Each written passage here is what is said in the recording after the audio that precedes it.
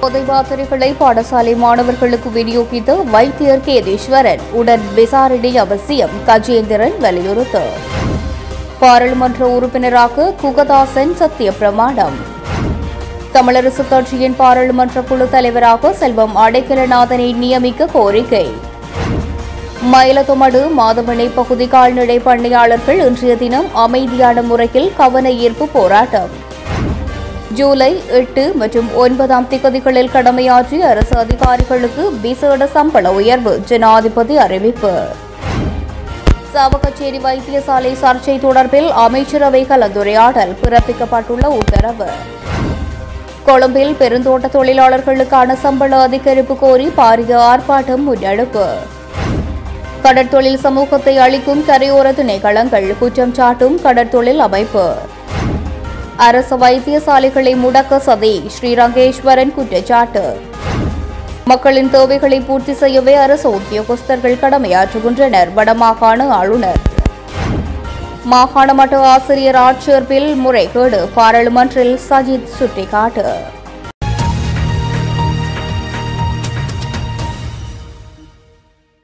சாவகச்சேரி ஆதார வைத்தியசாலையில் பதில் வைத்திய அத்தியட்சகரால் முன்வைக்கப்பட்ட குற்றச்சாட்டுகள் தொடர்பில் பக்கச்சார்பற்ற விசாரணைகள் அவசியம் எனவும், அதில் பாடசாலை மாணவர்களுக்கு போதை மாத்திரைகளை விநியோகிக்கும் செயற்பாட்டில் வைத்தியர் கேதீஸ்வரனுக்கு பங்கு உள்ளதாக தெரிவித்த குற்றச்சாட்டு பாரதூரமாக காணப்படுவதனால் உரிய நடவடிக்கை அவசியம் என பாராளுமன்ற உறுப்பினர் செல்வராசா கஜேந்திரன் தெரிவித்துள்ளார். பாராளுமன்றத்தில் இன்றைய தினம் உரையாற்றும் போது அவர் இதனை தெரிவித்துள்ளார். நேற்றைய தினம் அந்த போராட்டம் நடைபெற்றிருந்தது. 2-3 நாட்களாக அங்கே ஒரு கொதிநிலை ஒன்று காணப்படுகின்றது.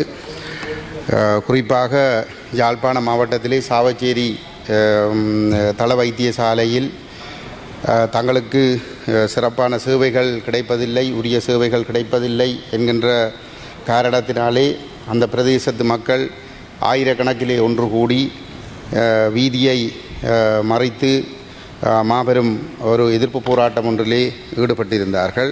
அதற்கு முன்னதாக அந்த வைத்தியசாலையில் பணிப்பாளராக பொறுப்பேற்றிருந்த வைத்திய அத்தியட்சகர் அவர்கள் அந்த வைத்தியசாலையில் இருக்கக்கூடிய பிரச்சனைகள் தொடர்பாகவும் அங்கே நடைபெற்றதான ஊழல்கள் தொடர்பாகவும் பல விடயங்களை வெளிப்படுத்தி இருக்கின்றார்.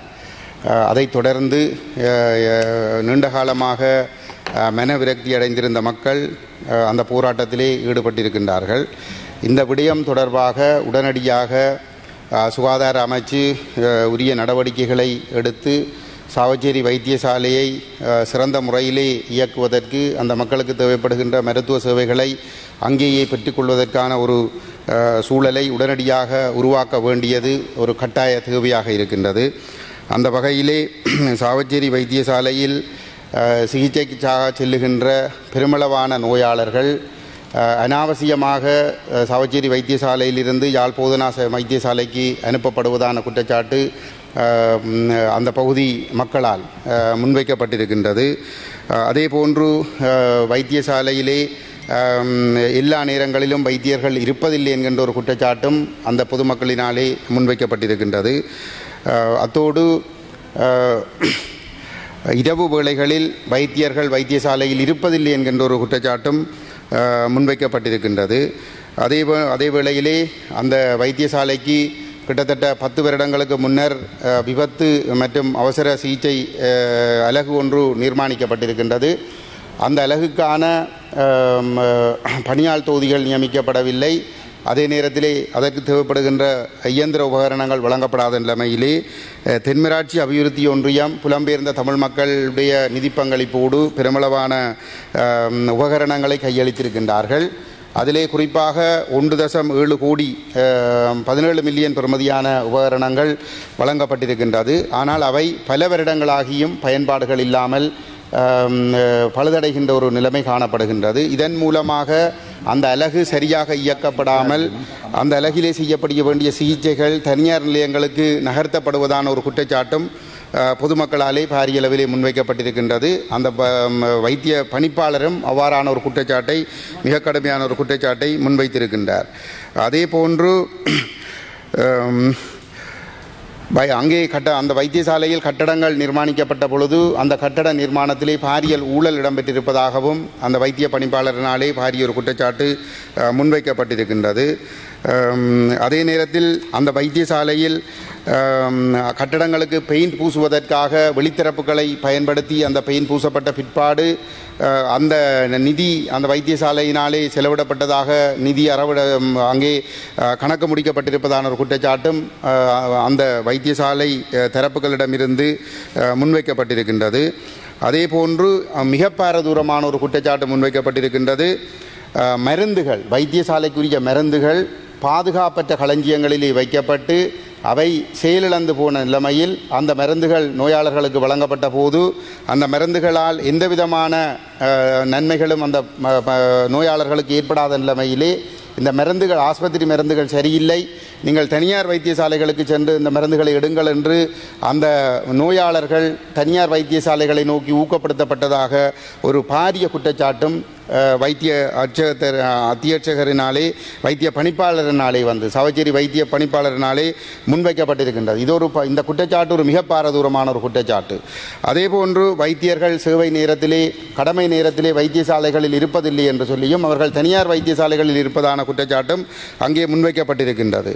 அதே போன்று மாதம் முழுவதும் கடமைக்கு செல்வதில்லை என்றும் ஓரிரண்டு நாட்கள் மட்டும்தான் அவர்கள் கடமைகளுக்கு செல்கிறார்கள் என்றும் ஏனைய நாட்களிலே அவர்கள் தனிப்பட்ட வேலைகளை செய்து கொண்டிருப்பதான ஒரு குற்றச்சாட்டும் முன்வைக்கப்பட்டிருக்கின்றது. இதைவிட மிக பயங்கரமான ஒரு குற்றச்சாட்டு வைத்திய பணிப்பாளரினாலே முன்வைக்கப்பட்டிருக்கின்றது.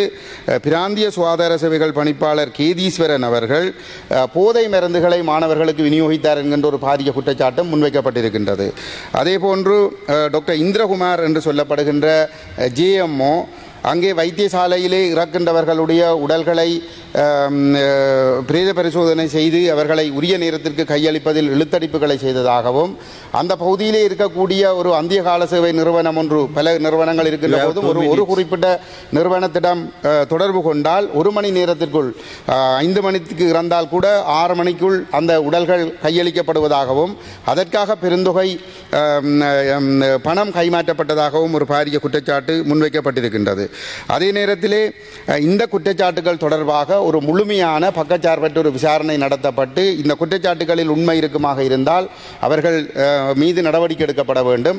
ஏனென்று சொன்னால் இந்த வைத்தியசாலை சரியான சேவைகளை வழங்கவில்லை என்றும் வைத்தியர்கள் அந்த மருத்துவ சேவையிலே அக்கறை இல்லாமல் இருந்தார்கள் என்றும் எழுந்த குற்றச்சாட்டின் காரணமாக மக்கள் நீண்ட காலமாக மனவிரக்தி அடைந்து பாதிக்கப்பட்ட மக்கள் ஒட்டுமொத்த வைத்தியர்கள் மீதும் கோபம் அடைந்திருக்கிறார்கள், வைத்திய துறை மீது நம்பிக்கை இழந்திருக்கிறார்கள்.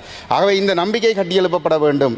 அர்ப்பணிப்போடு சேவை செய்த வைத்தியர்கள் மிக மோசமாக மனநொந்து போயிருக்கிறார்கள். யாழ் மாவட்ட வைத்திய அத்தியட்சகர் போதை மாத்திரை விற்பனை செய்ததாக எழுந்துள்ள குற்றச்சாட்டின் உண்மைத்தன்மைகளை உடனடியாக விசாரணை நடத்தி கண்டறிய வேண்டும் என நாடாளுமன்ற உறுப்பினர் சி ஸ்ரீதரன் சுட்டிக்காட்டியுள்ளார். சாவகச்சேரி வைத்தியசாலையின் முன்னாள் பதில் வைத்திய அத்தியட்சகர் அர்ஜுனா ராமநாதன் பகிரங்கப்படுத்திய விடயங்கள் தொடர்பில் நாடாளுமன்றில் உரையாற்றும் போது அவர் இவ்வாறு தெரிவித்துள்ளார். சாவகச்சேரி என்கிற ஒரு பிரபல்யமான வைத்தியசாலை இன்று உலக அரங்கிலே பேசப்படுகின்ற இடமாக மாறியிருக்கிறது. காரணம், அர்ஜுனா ராமநாதன் என்கிற ஒரு வைத்தியர் நியமிக்கப்பட்டிருக்கிறார். அவருடைய நியமனம், அவருடைய செயல்பாடுகள் சரியா பிழையா என்பதல்ல. ஆனால் நான் கேட்கிறேன், ஒரு மாகாண அரசுக்கு வழங்கப்பட்டிருந்த சுகாதார அதிகாரத்தை ஒரு மத்திய அரசு எவ்வாறு மீறியது? மாகாணத்துக்கு இருக்க வேண்டிய ஒரு சுகாதார பணிப்பாளர், அந்த மாகாணத்தினுடைய சுகாதார பணிப்பாளர் நியமனம் செய்ய வேண்டிய ஒரு வைத்திய நிபுணருக்குரிய நியமனத்தை எவ்வாறு மத்திய அரசு தன்னுடைய கையிலே எடுத்துக்கொண்டது?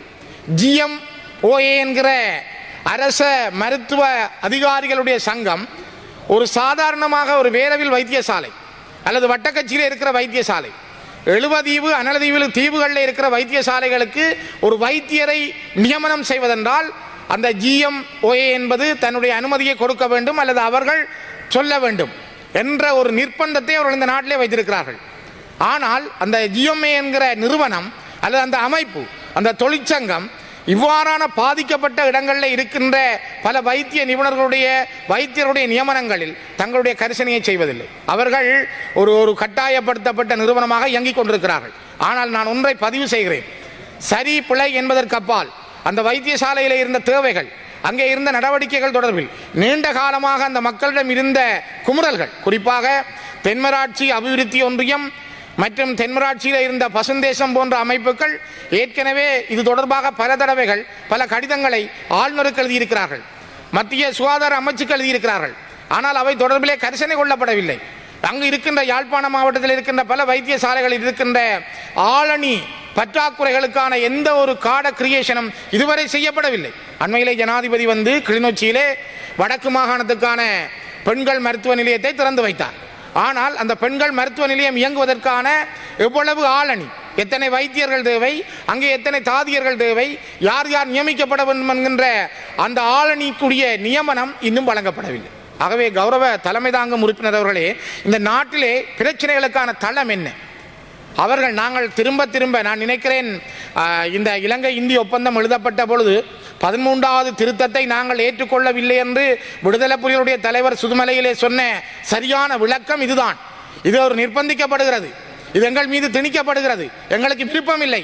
ஆனால் நாங்கள் ஒரு சர்வதேச ஒழுங்கு கருதி அல்ல இந்த இந்தியாவினுடைய நல்லெண்ணம் கருதி நாங்கள் ஏற்றுக்கொள்ள வேண்டிய ஒரு நிலைக்கு வந்திருக்கிறோமே தவிர நாங்கள் மனப்பூர்வமாக இதனை ஏற்றுக்கொள்ளவில்லை என்று தேசிய தலைவர் பிரபாகரன் அவர்கள் சுதுமலையிலே பிரகடனம் செய்திருந்தார். அந்த ஒரு ஒற்றை ஆட்சிக்குள்ளே நீங்கள் கொண்டு வந்த அந்த 13வது திருத்தம் என்பது இன்று எவ்வளவு கேலிக்கூத்தாக மாறி இருக்கிறது. சம்பந்தனையாவுடைய மரணச் சடங்களை வைத்து நாட்டினுடைய ஜனாதிபதி குறிப்பிடுகிறார், போலீஸ் அதிகாரம் இல்லாத ஏனைய அதிகாரங்களை பற்றி நாங்கள் பேசலாம். இங்கே காணி அதிகாரம் என்று சொல்லுகிறார்கள். வனவள திணைக்களம் காணிகளை வைத்திருக்கிறது, வன ஜீவராசிகள் திணைக்களம் காணிகளை பிடித்திருக்கிறது, தொல்லியல் திணைக்களம் காணிகளை வைத்திருக்கிறது, மகாவலி அதோரிட்டி தன்பாட்டுக்கு காணிகளை பிடிக்கிறது, கடலோர காவல் திணைக்களம் காணிகளை வைத்திருக்கிறது, கனியமணல் திணைக்களம் தன்னுடைய இஷ்டப்படி அவர்கள் அனுமதிகளை வழங்குகிறார்கள். இந்த நிறுவனங்கள் எல்லாம் இவ்வாறு காணிகளை பிடித்து வைத்துக்கொண்டு உங்களுக்கு நாங்கள் லேண்ட் பவர் காணி அதிகாரம் தருகிறோம் என்றால் எவ்வாறு இந்த காணிகளை ஒரு மாகாணம் தன்னால் நடவடிக்கை எடுத்து செயல்படுத்த முடியும்? சாதாரணமாக யாழ்ப்பாண மண்ணிலே இருக்கின்ற 13,000 காணியற்றோருக்கு காணியை வழங்குகின்ற அதிகாரம் ஒரு மாகாண ஆளுநருக்கு இல்லை. நான் அவருக்கு பல கடிதங்கள் எழுதியிருந்தேன், அவரால் வழங்க முடியாமல் இருக்கிறது. கிளிநொச்சி மாவட்டத்திலே 4,000 பேருக்கு காணிகள் இல்லை, சொந்த காணிகள் இல்லை. ஆனால் அவர்களுக்கு இருக்கிற இடங்களிலே காணி வழங்குவதற்கு காணி அதிகாரம் அந்த மாகாணத்துக்கு இல்லை. அதே போல இன்று சுகாதார அதிகாரம் கேள்விக்குறியாக இருக்கிறது. ஏற்கனவே யாழ்ப்பாண மாகாண பணிப்பாளராகவும் நியமிக்கப்பட்டிருந்தார். ஆனால் அவ்வாறு இருந்த பொழுதும் கூட அதனை ஏதோ ஒரு வகையிலே அந்த மக்கள் சமாளித்திருந்தார்கள். ஆனால் இப்பொழுது இலங்கை இந்திய ஒப்பந்தத்தின் பிரகாரம் இந்த 13ஆம் திருத்தம் என்பது தமிழ் பேசும் மக்களுக்கு, அதிலும் குறிப்பாக வடக்கு கிழக்கில் இருக்கின்ற இனப்பிரச்சனையை தீர்ப்பதற்காக மொழி அடிப்படையிலான தமிழ் மொழி அடிப்படையிலான ஒரு தீர்வாக இந்த மாகாண சபைகள் திட்டத்தை கொண்டு வந்தார்கள். ஆனால் கொண்டு வரப்பட்ட மாகாண சபைக்கு கடந்த 3 ஆண்டுகளுக்கு முதல் தொடர்ச்சியாக ஒரு சிங்கள சமூகத்தைச் சேர்ந்த சிங்கள மொழி பேசுகின்றவர் அந்த பிரதம செயலாளராக நியமிக்கப்பட்டிருந்தார். இப்பொழுது சுகாதாரத்துறையினுடைய மாகாண பணிப்பாளர் ஒரு சிங்கள மொழி பேசுகின்றவராக இருக்கிறார். அவரால் தமிழில் பேச முடியாது. நான் நேற்று அவரோடு பேசுகிற பொழுது நாங்கள் மொழி ரீதியாக ஊடாட முடியவில்லை, அவரோடு பேச முடியவில்லை. நான் நேற்று வடக்கு மாகாணத்தினுடைய சுகாதாரத்துறையின் செயலாளர், வடக்கு மாகாணத்தினுடைய ஆளுநர், மத்திய சுகாதார அமைச்சினுடைய அமைச்சர் ரமேஷ் பத்ரன மற்றும் அங்கே இருக்கின்ற மாகாண பணிப்பாளர், சுகாதார பணிப்பாளர் உட்பட பல பேரோடு, யாழ்ப்பாண மாவட்ட சுகாதார பணிப்பாளர் உட்பட பலரோடு நான் பேசியிருந்தேன். ஆனால் எல்லோரிடம் இருந்த எண்ணங்கள், இந்த பிரச்சனையை தீர்ப்பது, அங்கிருந்த மக்கள் எழுச்சி, அங்கிருந்த மக்களுக்கான எண்ணங்கள், அது சரியா பிழையா, முகநூல்களுக்களால் வந்தது அல்லது அது அவர்கள் அப்படி செய்தார்கள் இப்படி செய்தார்கள் என்பதல்ல. முகநூல்கள் என்பது இன்று காலத்திலே தவிர்க்கப்பட முடியாது. இங்கே இருக்கின்ற வாட்ஸ்அப் குரூப்புகளோ அல்லது முகநூல்களோ அல்லது எந்த விடயமும் அது காலத்தினுடைய சூழல். இதை விட இன்னும் வேகமான இலத்திரனியல் ஊடகங்கள் வரக்கூடும். ஆனால் அவ்வாறு வருகிற பொழுதெல்லாம் இவற்றை கையாளுகின்ற இளைஞர்கள், இருக்கிற மக்கள் இதனை சரியாக கையாளுகிறார்கள். அதனைத்தான் சாவகச்சேரி மக்கள் தங்களுடைய நீண்டகால அபிலாசைகளை வெளிப்படுத்துவதாக அமைந்திருந்தது. ஒரு சரியான விசாரணை வேண்டும். குறிப்பாக நான் நினைக்கிறேன் வைத்தியர் கேதீஸ்வரன் மீது குற்றம் சுமத்தப்பட்டிருந்தால் அவர் ஒரு போதை மாத்திரைகளை கொண்டு வந்து விற்பனை செய்திருந்தார் என்று அர்ஜுனா ராமநாதன் தன்னுடைய விளக்கத்திலே சொல்லுகின்றார். அது உண்மை என்றால் பகிரங்கமாக விசாரிக்கப்பட வேண்டும். அதே நேரம் சாவகச்சேரி வைத்தியசாலையில் இருந்த பொருட்கள் காணாமல் போயிருக்கிறது, மின்பிறப்பாக்கி காணாமல் போயிருக்கிறது என்று மக்கள் முறையிடுகின்றார்கள். அர்ஜுனா ராமநாதன் சொல்லுகிறார், அப்படி என்றால் அவை உடனடியாக விசாரிக்கப்பட வேண்டும். இங்கே ஒரு மிகப்பெரிய ஊழல் நடைபெற்றிருக்க வேண்டும், ஒரு இனம் அழிகின்ற முயற்சி எடுக்கப்பட்டிருக்க வேண்டும், இவற்றுக்கான நீதி வேண்டும். டாக்டர் கேதீஸ்வரன் அதற்கான முறைப்பாட்டை செய்து உரிய முறையிலே சட்டத்தின் முன்னால் நிறுத்தப்பட வேண்டும். பொய்கள் வதந்திகள் வெளியிலே வரக்கூடாது. உண்மையாக இருந்தால் அது எங்களுடைய மக்களை பெருமளவிலே பாதிக்கிறது. அந்த அடிப்படையில் தான் நான் நினைக்கிறேன் கௌரவ தலைமை தாங்கும் உறுப்பினர் அவர்களே, மக்கள் திரண்டார்கள். மக்களுடைய எண்ணங்கள் அங்கே அவருடைய உணர்வுகளாக வெளிப்படுத்தப்பட்டிருந்தது. அந்த உணர்வுகள் ஒரு இன்று நேற்று வந்ததல்ல, ஒரு ராமநாதனுக்கானதாக நான் பார்க்கவில்லை. அர்ச்சுனா ராமநாதன் என்கிற ஒரு வைத்தியருக்காகத்தான் அந்த மக்கள் அதிலே திரண்டிருந்தார்கள் என்பதல்ல.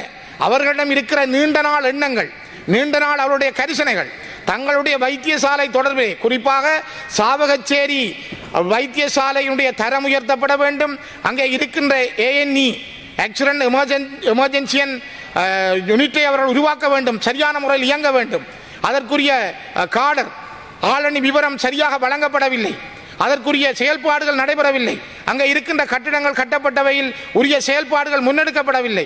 மின்சாரங்களில் தடை இருக்கிறது. இது நீண்ட காலம் சாவகச்சேரியினுடைய பசுந்தேசம் என்கிற அமைப்பும் சாவகச்சேரி இன்னும் 2 வினாடிகள் ஒன்றியம் என்பதும் மிக தெளிவாக சொல்லி இருக்கிறார்கள். அங்கே இருக்கிற வர்த்தக சங்கம் உட்பட அங்கே இருக்கின்ற மக்கள் அனைவருமே இதனை சொல்லி இருக்கிறார்கள். ஆனால் கரிசனை கொள்ளப்படாததால் வந்த விளைவுதான் ஒரு மக்கள் திரட்சியை, மக்களுடைய ஒரு தானாக சேர்ந்த ஒரு கூட்டத்தை நேற்று நான் சாவகச்சேரி வைத்தியசாலைக்கு முன்பாக பார்த்தேன். ஆகவே மக்களுடைய எண்ணங்கள், அவருடைய சிந்தனைகளை சரியாக புரிந்து கொண்டு நேர்மையான வழியில் விசாரிக்கப்பட வேண்டும் என்பதை நான் மீண்டும் இந்த இடத்திலே பதிவு செய்கிறேன். 9வது பாராளுமன்றத்தின் பாராளுமன்ற உறுப்பினராக கதிரவேலு சண்முகம் குகதாசன் இன்று சபாநாயகர் மஹிந்த ஜாபாபேவர்த்தன முன்னிலையில் சத்திய பிரமாணம் செய்து கொண்டார். சபாநாயகர் முன்னிலையில் சத்திய பிரமாணம் செய்து கொண்டதன் பின்னர் பாராளுமன்ற செயலாளர் நாயகம் குஷானி ரோகணதீர முன்னிலையில் பாராளுமன்ற உறுப்பினர்களுக்கான ஏட்டிலும் அவர் கையொப்பமிட்டார். இலங்கை பாராளுமன்றத்தின் முன்னாள் எதிர்க்கட்சித் தலைவரும் இலங்கை தமிழரசுக் கட்சியின் தலைவருமான ராஜவரோதியம் சம்பந்தனின் மறைவை அடுத்து ஏற்பட்ட பாராளுமன்ற உறுப்பினர் பதவி வெற்றிடத்துக்கு கதிரவேலு சண்முகம் குகதாசன் நியமிக்கப்பட்டிருந்தார். இவர் கொழும்பு பல்கலைக்கழகம் மற்றும் இந்தியாவின் மதுரை காமராஜர் பல்கலைக்கழகம் ஆகியவற்றில் உயர்கல்வியை பெற்றுள்ளார். 1975 ஆண்டு முதல் இலங்கை தமிழரசுக் கட்சியில் உறுப்பினராக இருந்து 2018 ஆண்டு முதல் கட்சியின் திருகோணமலை மாவட்ட தலைவராக பணியாற்றி வருகின்றார். தேசிய கொள்கை, பொருளாதார விவகாரங்கள் மற்றும் மீள்குடியேற்ற அமைச்சின் கீழ் கிழக்கு மாகாண அபிவிருத்தி அலுவல்கள் இணைப்பாளராகவும் பணியாற்றியுள்ளார்.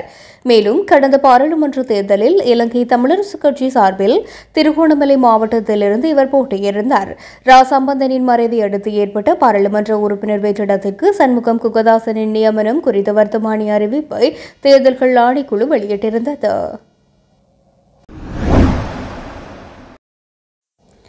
இலங்கை தமிழரசுக் கட்சியின் பாராளுமன்ற குழு தலைவராக பாராளுமன்ற உறுப்பினர் செல்வம் அடைக்கலநாதனை நியமிக்க தமிழீழ விடுதலை இயக்கம் கோரிக்கை விடுத்துள்ளது. இலங்கை தமிழரசுக் கட்சியின் பாராளுமன்ற குழு தலைவராக இதுவரை காலமும் செயற்பட்டு வந்த ராசம்பந்தன் காலமான நிலையில் பாராளுமன்ற குழு தலைவர் பதவி வெற்றிடமாகியுள்ளது. இந்த நிலையில் குறித்த வெற்றிடத்துக்கு பாராளுமன்ற உறுப்பினர் செல்வம் அடைக்கலநாதனை நியமிக்க செலோவின் செயலாளர் நாயகமும் பாராளுமன்ற உறுப்பினருமான கோவிந்தன் கருணாகரும் இலங்கை தமிழரசுக் கட்சி, ஜனநாயக மக்கள் விடுதலை முன்னணி ஆகிய பங்காளி கட்சிகளிடம் கோரிக்கை விடுத்துள்ளார். இலங்கை தமிழரசுக் கட்சியின் தலைவர் மாவை சேனாதிராசா, இலங்கை தமிழரசுக் கட்சியின் பதில் செயலாளர் சத்தியலிங்கம், பிளாட் தலைவர் சித்தார்த்தன் ஆகியோருக்கு கோரிக்கை கடிதம் இன்று அனுப்பப்பட்டுள்ளது. குறித்த விவகாரம் தொடர்பாக கட்சிகளிடையே இணக்கம் ஏற்படாவிட்டால் வாக்கெடுப்பு நடாத்தப்படும் என்று அறியப்படுகின்றது. மறைந்த ராசம்பந்தனின் வெற்றிடத்துக்கு சண்முகம் குகதாசன் இன்று பாராளுமன்றில் பொறுப்பேற்றுள்ளமை குறிப்பிடத்தக்கது. மட்டக்களப்பு மாவட்டத்தின் மயிலத்தமடு மாதவனை பகுதி கால்நடை பண்ணையாளர்கள் இன்றைய தினம் அமைதியான முறையிலான கவனஈர்ப்பு போராட்டம் ஒன்றை முன்னெடுத்தனர். மட்டக்களப்பு சித்தாண்டியில் மயிலத்தமடு மாதவனை பகுதியில் பெரும்பான்மையினத்தவர்களினால் மட்டக்களப்பு மாவட்டத்தின் மயிலத்தமடு மாதவனை பகுதி கால்நடை பண்ணையாளர்கள் இன்றைய தினம் அமைதியான முறையிலான கவனஈர்ப்பு போராட்டம் ஒன்றினை முன்னெடுத்தனர். மட்டக்களப்பு சித்தாண்டியில் மயிலத்தமடு மாதவனை பகுதியில் பெரும்பான்மை இனத்தவர்களினால் முன்னெடுக்கப்படும் மேய்ச்சல் தரை அபகரிப்பினை தடுத்து நிறுத்துமாறு வலியுறுத்தி தொடர்ந்து போராடி வரும் கால்நடை பண்ணையாளர்கள் தங்கள் போராட்டம் ஆரம்பித்து 300வது நாளான இன்று இந்த கவனஈர்ப்பு போராட்டத்தில் ஈடுபட்டனர். இன்றைய தினம் மயிலத்தமடு மாதவனை மேய்ச்சல் தரை பண்ணையாளர்கள் சங்க தலைவர் நிமலன் தலைமையில் நடைபெற்ற இந்த போராட்டத்தில் பொத்துவில் தொடக்கம் பொலிகண்டி வரையான மக்கள் எழுச்சி இயக்கத்தின் இணைப்பாளர்களான வேலன் சுவாமிகள், அருட்தந்தை ஜெகதாஸ், எஸ் சிவஜோகநாதன் மற்றும் சிவில் சமூக செயற்பாட்டாளர் அருட்தந்தை லூத் உட்பட பலர் கலந்து கொண்டனர். தமது மேய்ச்சல் தரை காணிகள் அபகரிக்கப்பட்டு தமது வாழ்வாதாரம் முற்றாக பறிக்கப்பட்டுள்ள நிலையில் அங்குள்ள அத்துமீறிய குடியேற்றக்காரர்களை வெளியேற்றுமாறு வலியுறுத்தும் வகையில் இந்த போராட்டம் முன்னெடுக்கப்பட்டது. குறித்த பகுதியில் உள்ள அத்துமீறிய குடியேற்றக்காரர்களை வெளியேற்றுமாறு ஜனாதிபதி ரணில் விக்ரமசிங்கே மகாவலி அதிகார சபை மற்றும் மாவட்ட அரசாங்க அதிபருக்கு பணிப்புரைகளை வழங்கிய போதிலும் இதுவரையில் அவர்கள் வெளியேற்றப்படவில்லை எனவும் பண்ணையாளர்கள் கவலை தெரிவிக்கின்றனர். அதிபர் ஆசிரியர் சங்கத்தின் சம்பள முரண்பாட்டினை தீர்க்காது ரணில் விக்ரமசிங்கே இனவாத ரீதியிலான பிரச்சினைகள் முன்னெடுப்பதனை ஆசிரியர் சங்கம் வன்மையாக கண்டிப்பதாக இலங்கை ஆசிரியர் சங்கத்தின் உப செயலாளர் தீபன் திலீசன் தெரிவித்தார். இன்று யாழ்ப்பாணத்தில் இடம்பெற்ற ஊடக சந்திப்பின் போது அவர் இதனை சுட்டிக்காட்டினார்.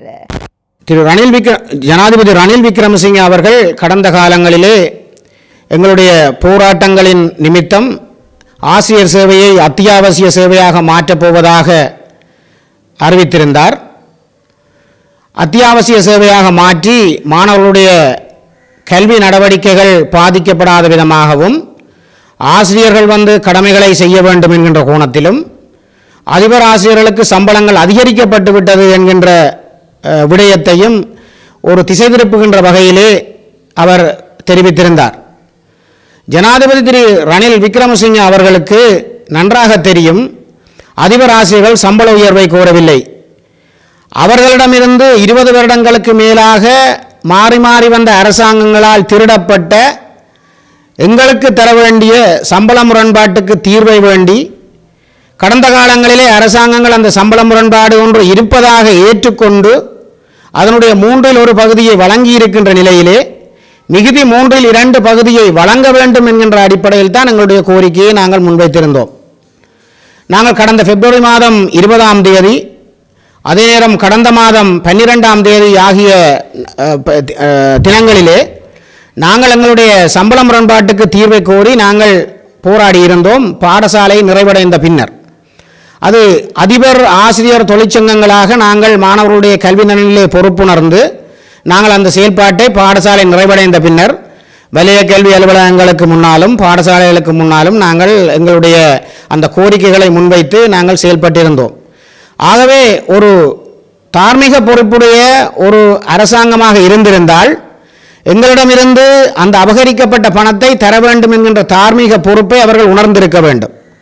மாறாக எங்களுடைய உரிமைகளை நசுக்கிக் கொண்டு எங்களுடைய போராட்டங்கள் நடைபெறுவதை நசுக்கிக் கொண்டு மக்களுக்கும் ஏனையவர்கள் மகாநாயக்க தேரர்களுக்கும் போலியான பிரசாரங்களை செய்து திசை திருப்புகின்ற செயற்பாடுகளில் ஈடுபடுவது இந்த நாட்டினுடைய தலைவருக்கு எவ்வாறு பொருந்தும் என்கின்ற கேள்வியையும் நாங்கள் முன்வைக்க விரும்புகின்றோம். ஆகவே இந்த பொய்யான பிரசாரங்களை விட்டுவிட்டு இந்த அதிபர் ஆசிரியருடைய சம்பள முரண்பாடு தீர்ப்பதற்குரிய உரிய நடவடிக்கைகளை எடுக்க வேண்டும் என்று இந்த அரசாங்கத்தை வலியுறுத்துவதுடன் இந்த பொருளாதார நெருக்கடியிலே அதிபர் ஆசிரியருடைய சம்பளங்கள் அதிகரிக்கப்பட மாட்டாது என்றும் திரு ரணில் விக்ரமசிங்கே அவர்கள் தெரிவித்திருக்கின்றார்.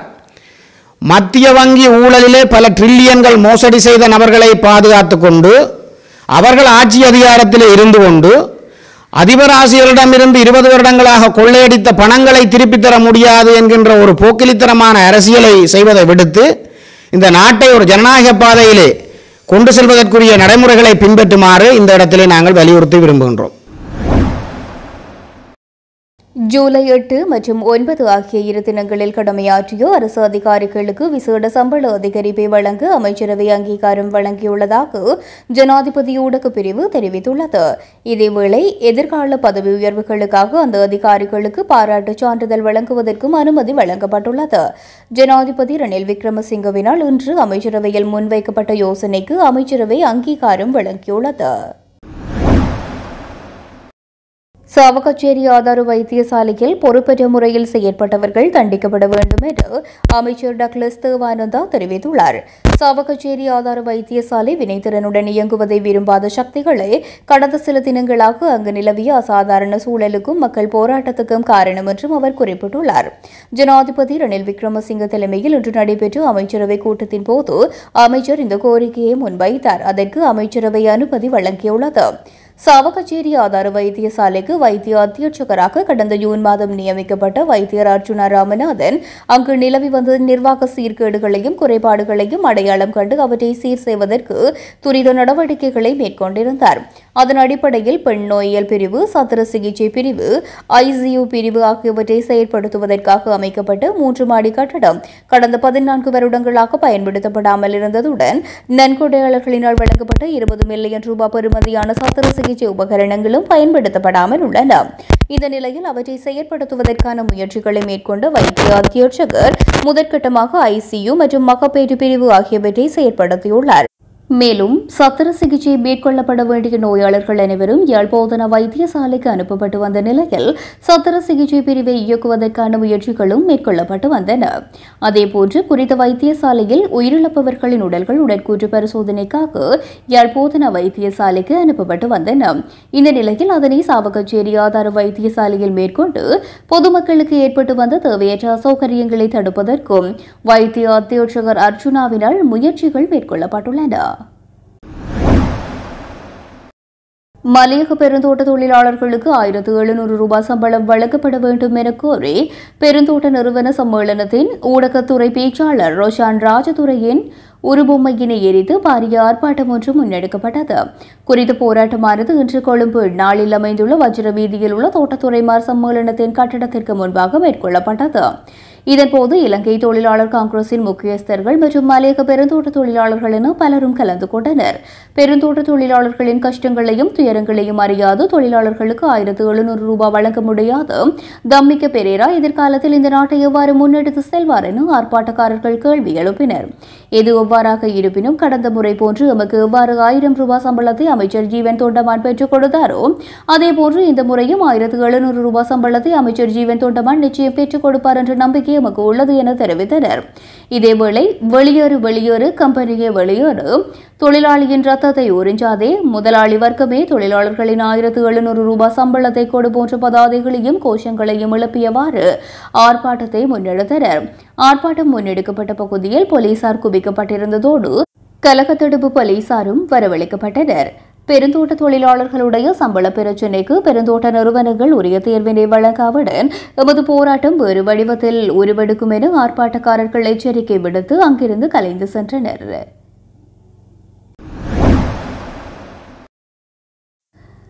இந்தியா சீனாவை கையாளும் விதத்தில் எந்த வேறுபாடுகளும் இல்லை என்பதை உறுதி செய்வதற்காகவே இலங்கை தனது உறவுகளை சமநிலைப்படுத்த முயல்கின்றது என வெளிவிவகார அமைச்சர் அலி சஃப்ரி தெரிவித்துள்ளார். சிங்கப்பூரில் இடம்பெறும் சர்வதேச மாநாட்டில் கலந்து கொண்டு உரையாற்றும் போது அவர் இதனை கூறியுள்ளார். மேலும் உரையாற்றிய அவர், இந்த மாத இறுதியில் நாங்கள் உத்தியோகபூர்வமாக கடன் மறுசீரமைப்பு நடவடிக்கைகளை பூர்த்தி செய்து விடுவோம். அதன் பின்னர் அதன் அடிப்படையில் நாங்கள் பணம் செலுத்தவும் ஆரம்பிக்க வேண்டும். இலங்கை தனது பிணை முறிவுகளை மறுசீரமைக்கும் நடவடிக்கைகளில் முன்னோக்கி செல்வதற்கு அதன் பிணை முறை உரிமையாளர்கள் சிலருடன் தற்காலிக உடன்படிக்கையை செய்து கொண்டுள்ளது. தற்போது ஏனைய தனியார் கடன் வழங்குநர்களும் சர்வதேச நாணய நிதியமும் அதனை ஏற்றுக்கொள்ள வேண்டும். இலங்கை 37 பில்லியன் அமெரிக்க டாலர் வெளிநாட்டு கடனை செலுத்த வேண்டிய நிலையில் உள்ளது.